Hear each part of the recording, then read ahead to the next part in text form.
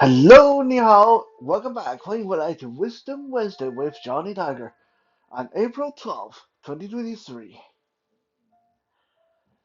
Now, those of you that have been following my Tactical Tuesday and Survival Saturday videos would have heard me say over and over again that the strongest weapon a person has is between his or her ears. Yes, that's right, your brain, aka your 大脑, in Mandarin 大脑 means big brain. It's the strongest, most lethal, the greatest weapon that you have, and possibly the greatest weapon ever invented, depending on how we want to argue the point. And today, I'm going to tell you guys of a historical moment where this couldn't be any more true. Uh, a force that had superior weapon, a superior training, and in many ways superior numbers was routed, was ousted, was defeated by a force that was inferior in almost every way, simply because that the weaker force was commanded by a very, very smart person. Let me take you back to around 1550, that was when China was going through the Ming Dynasty. This was the Ming Dynasty China, and the southern part of China was plagued by Wokou pirates. What were Wokou pirates? Wokou pirates were, well, obviously pirates, largely made up of Southeastern Asian, some de facto Chinese, some Portuguese, but in very large part, they were made out of Japanese people, made out of Japanese samurai. Uh, Local pirate was a serious, serious problem for the Ming Dynasty because during the Ming Dynasty, the majority of the serious imperial forces were engaged elsewhere, mostly up north, fighting the remnants of the Mongols and the other northern tribes and northern races such as the Manchu. This means the bulk of the well-trained, specialized forces were up north, already got their hands full. So the forces that were sent down south were ill-prepared to meet this new and devastating threat. Now, what made the Wokou pirates so devastating largely had to do with their Japanese element. Why is that, you may say? Because throughout Asian history, Japanese people, uh, to that point at the very least, was the only country, they were the only people that had professional career killers. How can that be, you may ask? Well, because for most other countries, people did not fight so much. So most of the time, when if there's a war to be fought, soldiers were drafted from farmers and ranchers, and like you see the Disney movie Mulan, the imperial conscript would go to every town and then say, according to the His Imperial Majesty's decree, every household have to have one male that to be join the army and go defend the country. So most countries were like that. Even we can even look at European countries. Uh, a lot of them were like that. Like most people, when they were not fighting, when they were not uh, conscripted for the war, they were farming, logging, fishing, hunting, whatever. Not so in the case of Japan. Throughout Japanese history, the class of samurai or the class of professional warrior was, for the most part, very real and always present. These were people that didn't have to do anything but train, train, train. From a very young age, they were trained to fight. From a very young age, they were exposed to watching executions, watching people being chopped apart, watching people being tortured, to condition their mind, to condition their body to become the ultimate killing machine. Japan is one of those very, very rare countries throughout history that had an actual professional career warrior class. Like these people didn't have to farm. These people didn't have to worry about having a job or anything. These people, all they did was train and fight, train and fight, train and fight. And when there's no one else to fight, they would fight each other. So this gave them a very distinct uh, advantage on the battlefield when they joined the pirate. So this was their first advantage. They were trained professional killers, every one of them, while the Chinese imperial forces that were coming down from the north to deal with pirates, these were farmers, ranchers, and hunters and fishermen. These were not professionally trained people. So just on a pure skill level, the local pirate got the Chinese military outclassed in a very big way. Secondly, uh, Chinese people have largely relied on long weapons, such as their long spears and halberds, in warfare, and these work really, really well on horseback, fighting up north when it's open, wide open plain, so you can have great formation of your army with pikemen in the front, archers in the back, and then swordsmen in the very back. And there's good visibility. There's a lot of room to maneuver. This would be where the spears and halberd will come into great effect because you have space to work with.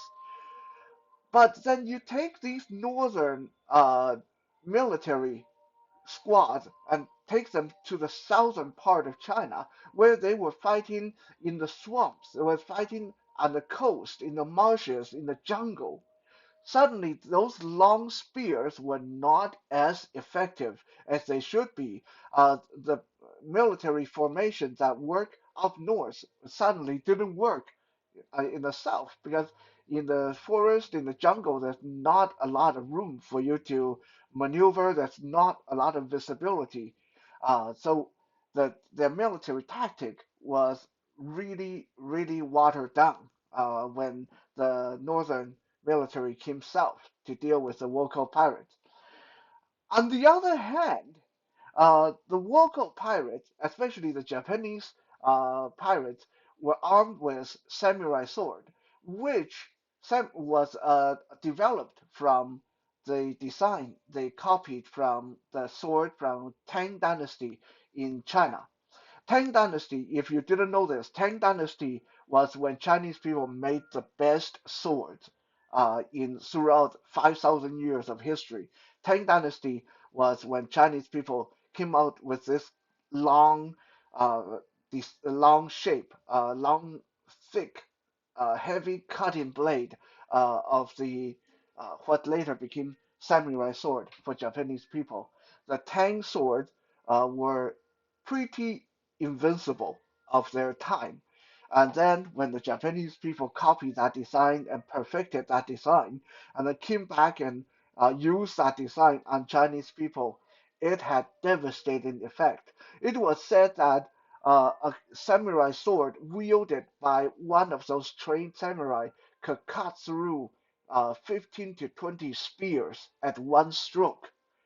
Now, can you imagine that? Like these Chinese military, these Chinese soldiers, they already had a disadvantage. They didn't know how to fight in the forest. They didn't know how to fight in the jungle or in the swamp. They were bogged down by their super long weapons. And then when they finally got those long weapons uh, in place and ready to attack, this friggin' samurai would come up and then go chop chop, and then whoops, there goes your spear. And the next thing you know, they're right in your face and cutting you to pieces. Yeah, it wasn't a pretty picture. Let me tell you that. The local pirate really did a number on the first few groups of military, imperial soldiers sent to deal with them. The irony was that some of the imperial troops were actually armed with a very primitive firearm.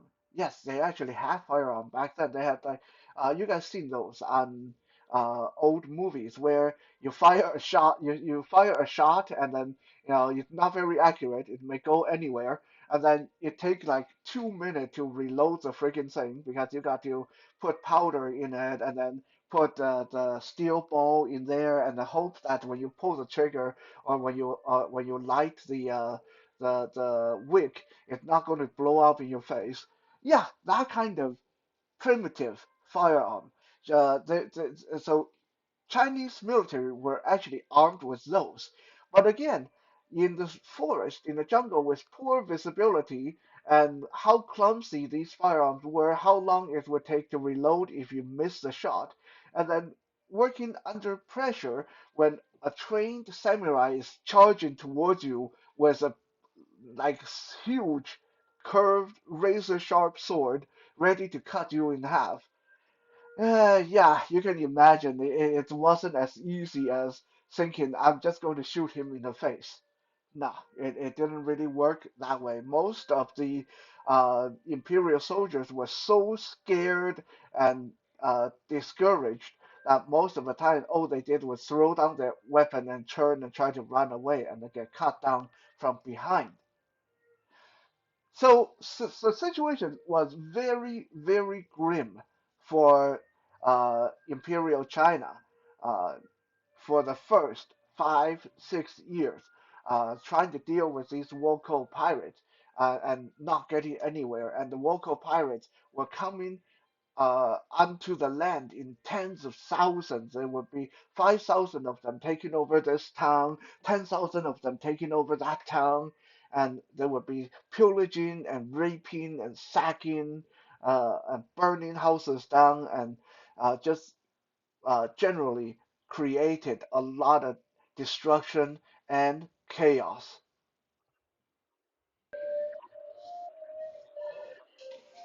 Finally, in 1556, a savior appeared.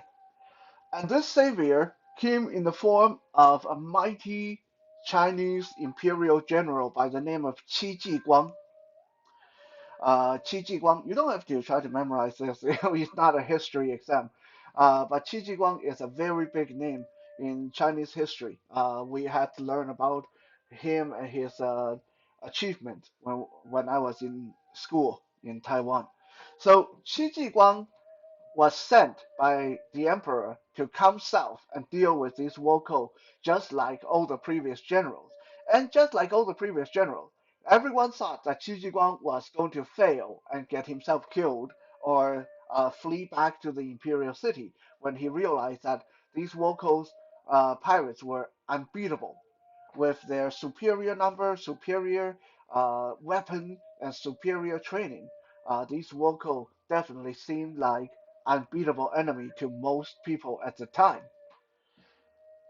And yes, the first few encounters Qi Ji and his forces had with local pirate resulted in General Qi Ji getting his butt royally whipped by the local pirates. But Qi Ji did not flee back to the imperial city. He quickly realized the problem, why his force was ineffective against the local pirate. And basically, he realized all the things I mentioned earlier. His forces were used to fighting up north. They don't know how to fight in the jungle. They don't have uh, reliable firearm, and the samurais would move too fast, and so on and so on. Yeah, so we don't need to rehash all that. I already mentioned all the pros and cons of both sides. So Qi Ji quickly came to realize all the points that I've made, and he made some drastic changes to his forces. First, he told most of the northerners from his force to go back to the north to go back to uh, join the army up north. He was basically, hey, you guys are not doing that good here, so go home. I'll handle things here. Now, this was a very counterintuitive move, and a lot of people thought that Qi Ji has gone mad. Like, what? You're already losing, and now you're reducing the size of your forces. Are you mad? What he did next was even more perplexing to a lot of people. He started recruiting from local villages, and he did not look for warriors. Qi Jiguang looked for farmers, miners, and slaves that they could free from the local pirate. Basically, he was looking for anyone who had a grudge against the local pirate, anyone who had strong arm and strong back. He didn't need them to have good training. He just looked for people who hated the local pirate and people who were physically very strong. Next, Shi Jiguang did something that was almost made him the laughing stock in the imperial circle at the time. He had his forces ditch the traditional long halberd and spears and all the traditional weapons. He only had them keeping some archery equipment, bows and arrows, and some of those primitive firearms. So uh, a very small squad of his forces was armed with these long-range weapons. Then what did he have the rest of them use? Qi Jiguang invented a brand new kind of weapon, and this weapon, as far as I know, has no English name. This weapon is called Lang Ya Xian. Lang Ya Xian, basically wolf whisk. If you want a direct translation, what is Lang Ya Xian? Well, Lang Ya means wolf fang or wolf teeth. Xian is an instrument, an ancient tool that farmers used to uh, beat their crop, to separate tea leaves from uh, other debris and dirt and mud. It basically looked like a 5 or 6 inch stick with uh, like a wide, fluffy head with some sharp steel bits to it, tied to it, so you can hit the crop and cut them down to little pieces and sort of like the kind how they used to cut oats in the old days. So imagine a heavy duty egg beater with a big fluffy head with many tiny little sharp points on it. That's what a xian was. It's a farmer's tool. It's not a weapon. Okay. So basically, Qi Jiguang saw some use in that. So he told all his new conscript, these farmers and slaves and miners, these strong people, he said, I want you guys to go into the bamboo forest and cut yourself some bamboo, but I don't want you guys to cut off the leaves and the side branches, right? You cut yourself a 20-foot, 25-foot long bamboo pole, but leave the leaves and the side branches attached. Next, sharpen the top end of the bamboo and then take some metal pieces, metal shards, little blades, razor blade, and tie them to those little side branches and leaves. If you are having a hard time imagining what it looked like, a Lang Ya Xian looked like you're holding a 20-foot Christmas tree with sharp bits of metal tied to the branches, and the other end of the tree is sharpened like a spear. Now, if we just take a minute and imagine this, you would have thousands of farmers, miners, former slaves carrying 20 to 25 foot uh, bamboos that shaped like sharpened Christmas trees. How can you even fight using that? Like it doesn't look like something that you can uh, use very easily. It's very bulky, very heavy, very uncomfortable.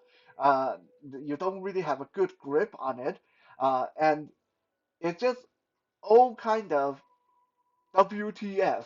Okay, when the imperial forces, when the emperors heard about Qi Ji Guang creating this new weapon to arm his people, there was a lot of WTF moment. Everyone thought, okay, this guy's gone off the deep end. But then Qi Ji Guang proved that he knew what he was doing. Because the very next encounter, and from that encounter on, Qi Ji Guang's forces started to defeat the local pirate at every turn, every battle. Well, how did that work? We all know that, well, and most of us know that the katana, the samurai sword, is a fantastic cutting implement. This is why those samurais that were in the local pirate were able to defeat the Chinese forces up until now.